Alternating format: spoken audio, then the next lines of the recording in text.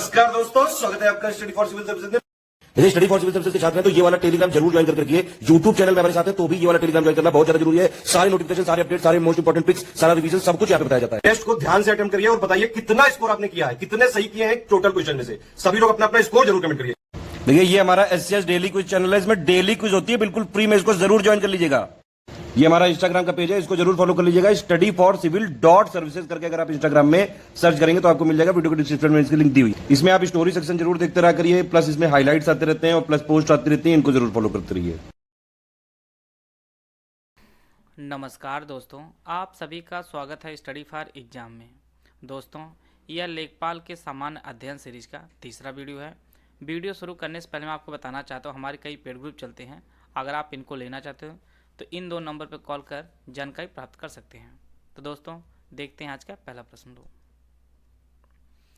निम्नलिखित में से समिति और उनके अध्यक्ष की कौन सी जोड़ी सही सुमिलित नहीं है, वह आपको पहचानना है। प्रारूप समिति डॉक्टर भीमराव अम्बेडकर, संघ शक्ति समिति जवाहरलाल नेहरू, प्रांतीय संविधान समिति सरदार पटेल, संचालन समिति जेबी कृपलानी। तो इसका जो सही आंसर है वह ऑप्शन डी, संचालन समिति के जो अध्यक्ष थे वह राजेंद्र प्रसाद जी थे। इसका जो ऑप्शन डी है वह सही है। आइए देखते हैं अगला प्रश्न। लोग, निम्नलिखित में से कौन सा युग्म सही सुमिलित नहीं है, वह आपको पहचानना है। विधि के समझ समानता अनुच्छेद 14, अस्पृश्यता का अंत अनुच्छेद 17, उपाधियों का अंत अनुच्छेद 18, धार्मिक कार्यों के प्रबंध की स्वतंत्रता अनुच्छेद 27। तो इसका जो सही आंसर है वह ऑप्शन डी, धार्मिक कार्यों के प्रबंधन की जो स्वतंत्रता है वह अनुच्छेद 26 के अंतर्गत है। और वहीं पर विधि के समझ समानता जो है वह आर्टिकल 14 के अंतर्गत है। अस्पृश्यता का अंत यह आर्टिकल 17 में है और उपाधियों जो अंत की बात है वह आर्टिकल 18 के अंतर्गत निहित है। आते हैं अगला प्रश्न। लोग, कृषि लागत और मूल्य आयोग की स्थापना कब हुई थी? 1965, 1960, 1962 या 1970? तो इसका जो सही आंसर है वह ऑप्शन ए, 1965 में कृषि लागत और मूल्य आयोग की स्थापना हुई थी। प्रारंभ में जो है इसका नाम था वह कृषि मूल्य आयोग था और यही जो है एमएसपी तैयार करता है। एमएसपी तैयार करता है। आप लोग कमेंट बॉक्स में बताइए कि कुल कितनी फसलों की एमएसपी जारी की जाती है। और कृषि लागत और मूल्य आयोग जो है यह कृषि और किसान कल्याण मंत्रालय के अंतर्गत कार्य करता है। आते हैं अगला प्रश्न। लोग, निम्नलिखित में से किसे पर्ल एस के नाम से जाना जाता है? Potassium carbonate, stannous sulphide, mercury chloride या अमोनिया? तो इसका जो सही आंसर है ऑप्शन ए, पोटेशियम कार्बोनेट को जो है पर्ल एस के नाम से जाना जाता है, जिसका रासायनिक सूत्र K2CO3 होता है। इसका जो ऑप्शन ए है वह सही है। आते हैं अगला प्रश्न। लोग, हाल ही में योगी आदित्यनाथ पर प्रकाशित पुस्तक the monk who transformed Uttar Pradesh नामक पुस्तक किसने लिखी है? मनोज सिंह, स्वतंत्र देव सिंह, शांतनु गुप्ता या सुनील बंसल? तो इसका जो सही आंसर है वह ऑप्शन सी, शांतनु गुप्ता ने योगी आदित्यनाथ पर जो है the monk who transformed Uttar Pradesh नामक पुस्तक लिखी है।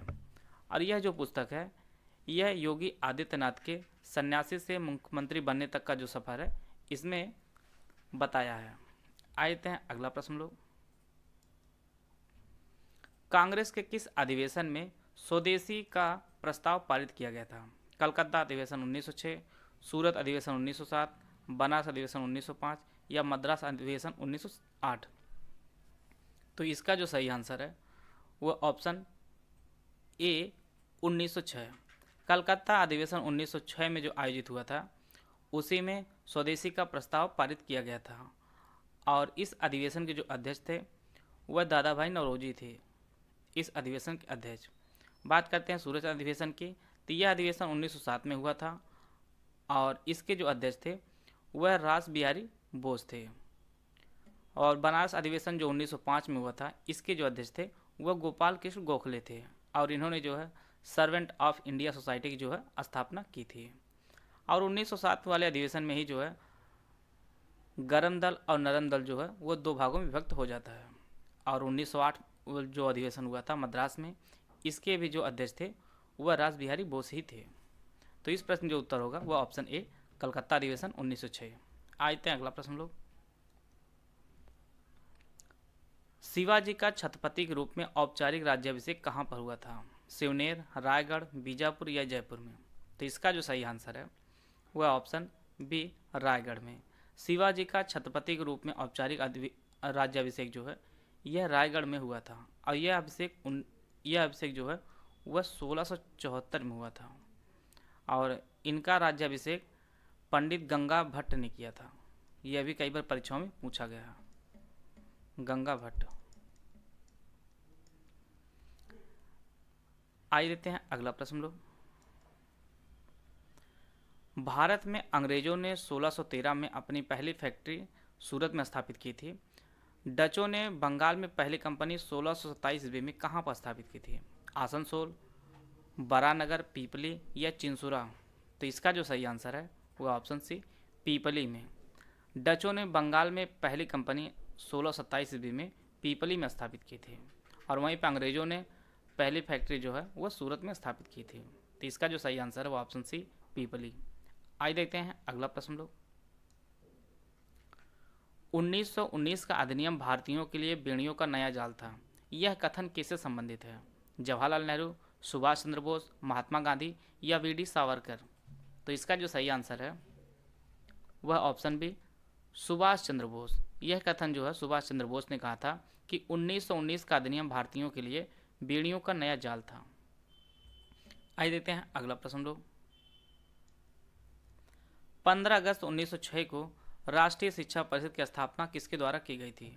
जे.एस. मिल, दादा भाई नौरोजी, राजा राम मोहन राय या गुरुदास बनर्जी? तो इसका जो सही आंसर है वह ऑप्शन डी गुरुदास बनर्जी ने 15 अगस्त 1906 को नेशनल काउंसिल ऑफ एजुकेशन की स्थापना की थी। आइए देखते हैं अगला प्रश्न। पणजी, गोवा में 7वें भारत अंतर्राष्ट्रीय विज्ञान महोत्सव का उद्घाटन किस केंद्रीय मंत्री ने किया? अमित शाह, डॉक्टर जितेंद्र सिंह, पीयूष गोयल या मनसुख मंडाविया? तो इसका जो सही आंसर है वह option B doctor Jitendra Singh ने गोवा में 7वें भारतीय अंतर्राष्ट्रीय विज्ञान महोत्सव का उद्घाटन किया है। यह प्रश्न आपकी परीक्षा में अन्य प्रकार से भी पूछा सकता है कि हाल ही में भारतीय अंतर्राष्ट्रीय विज्ञान का कौन सा संस्करण का उद्घाटन हुआ है? तो वह 7वां हो गया। और यह भी पूछा सकता है परीक्षा में आपका कि 7वें भारतीय अंतर्राष्ट्रीय विज्ञान महोत्सव का उद्घाटन कहाँ किया गया? तो यह आपका पणजी, गोवा हो जाएगा इसका उत्तर। आइए देखते हैं अगला प्रश्न लोग। शिशिर कुमार घोष ने अमृत बाजार पत्रिका की स्थापना कलकत्ता में किस वर्ष की थी? 1862, 1868, 1879 या 1880? तो इसका जो सही आंसर है वह ऑप्शन बी 1868 में शिशिर कुमार घोष ने अमृत बाजार पत्रिका की स्थापना की थी कोलकाता में और यह एक साप्ताहिक पत्रिका थी। इसका जो ऑप्शन बी है वह सही है।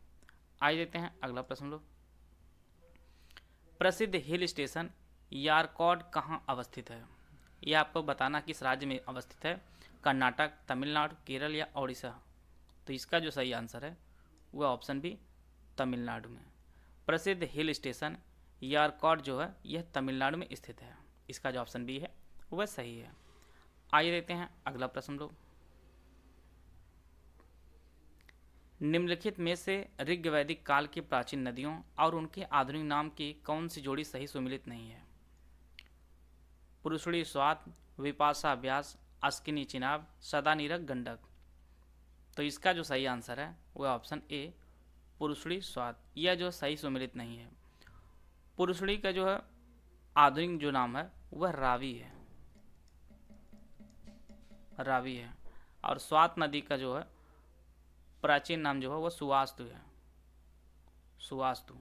तो इसका जो सही ऑप्शन है वह ऑप्शन ए सही है। आते हैं अगला प्रश्न लोग। कुषाण शासक कनिष्क के सिक्कों पर किसका अंकन मिलता है? महावीर स्वामी का, शिव का, नंदी का या बुद्ध का? तो इसका जो सही आंसर है वह ऑप्शन डी बुद्ध का। कनिष्क सिक्कों पर बुद्ध का अंकन मिलता है और कनिष्क जो है यह बौद्ध धर्म को मानने वाला था और इसी के शासनकाल में चौथी बौद्ध संगीत आयोजित हुई थी कश्मीर के कुंडलवन में और वहीं पे जो है हीनयान और महायान जो है वह 2 भागों में विभाजित होता है। बौद्ध धर्म। आइए देखते हैं अगला प्रश्न 2। निम्नलिखित में से दर्रा और राज्य की कौन सी जोड़ी सही सुमेलित नहीं है? तुजू मणिपुर, नाथुला हिमाचल प्रदेश, बोमडिला अरुणाचल प्रदेश, मानाला उत्तराखंड।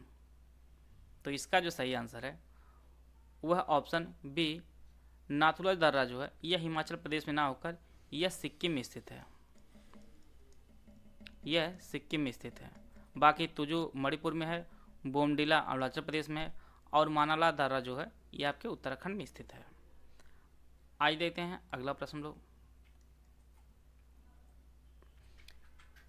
भारत के कौन से राज्य सुपारी और बाजरा के क्रमशः उत्पादन में प्रथम स्थान है?